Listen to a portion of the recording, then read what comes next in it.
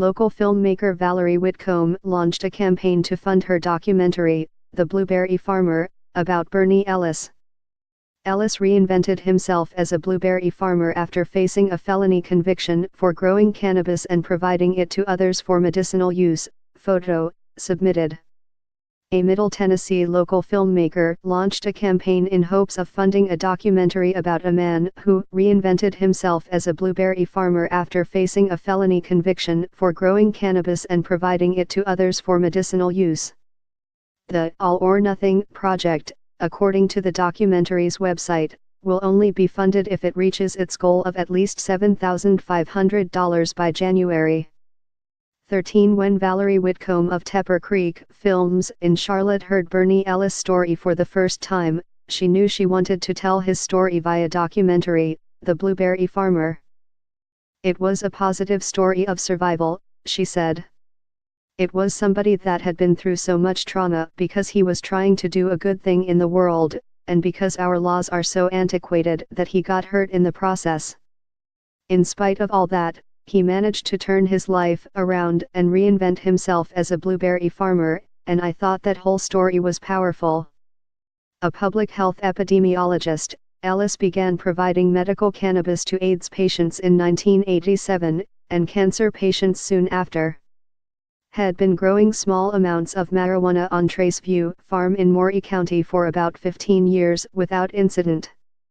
But in 2002, Ellis looked up to find a law enforcement helicopter circling his farm. He believes a local drug dealer to whom he refused to sell cannabis turned him in. According to a press release about the film, Trace View Farm was raided and approximately 7 pounds of usable cannabis was confiscated as evidence. The feds made it a federal case because they wanted to confiscate my farm, which is worth about $1.5 million, Ellis said, though an agreement after about 7 years only took a portion of it. My career essentially went away, he said. I was helping 4 people when they raided me. And all of them died within a few months, much more miserable deaths than they would have had I been able to continue to help them. Now, Trace View Farm is a location in which people may pick or order seasonal berries and jams, among other products. But Ellis continues to advocate for the legalization of medicinal cannabis, which 29 states and the District of Columbia have done, and was previously available in Tennessee, among other states, in the 1980s and later repealed. He insists that those who aren't benefiting from cannabis use while they are sick are those who haven't tried using it, likely because they are afraid of breaking the law. St. Augustine said centuries ago that an unjust law is no law at all, and I agree completely with that, Ellis said. I believe the fight that we're in right now around medical cannabis is a civil rights battle.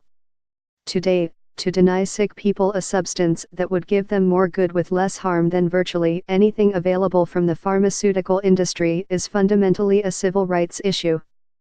We certainly shouldn't be behind on this.